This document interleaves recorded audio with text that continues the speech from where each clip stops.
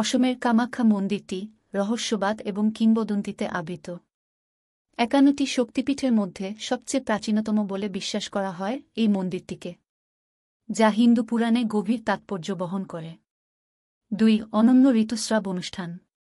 মন্দিরটির একটি আকর্ষণীয় বৈশিষ্ট্য হল অম্বুবাচী মেলা, যেখানে দেবী কামাখ্যার প্রতি বছর মাসিক হয় বলে বিশ্বাস করা হয়। এই সময়ের মধ্যে মন্দিরটি ৩ দিনের জন্য বন্ধ থাকে। ৩. তান্ত্রিক প্রভাব। মন্দিরটি এর তান্ত্রিক অনুশীলনের সাথে সংযোগের জন্য পরিচিত।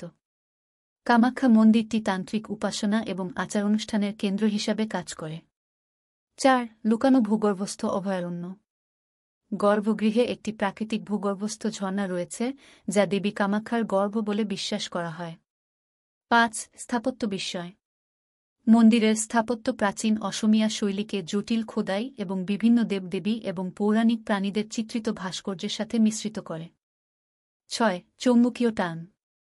ভক্তরা দাবি করেন যে মন্দিরটি একটি শক্তিশালী আধ্যাত্মিক শক্তির বহিঃপ্রকাশ ঘটায়। অনেকে বিশ্বাস করেন যে এখানে প্রার্থনা করলে ব্যক্তির আধ্যাত্মিক যাত্রায় গভীর প্রভাব ঘটে। ৭. কামাখ্যার কিংবদন্তি।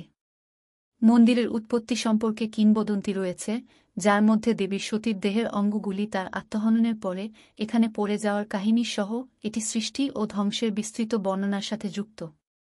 ৮. পশু বলিদানের ঐতিহ্য।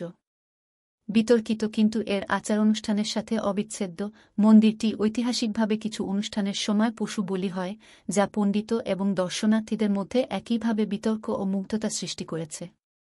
৯. বার্ষিক উৎসব।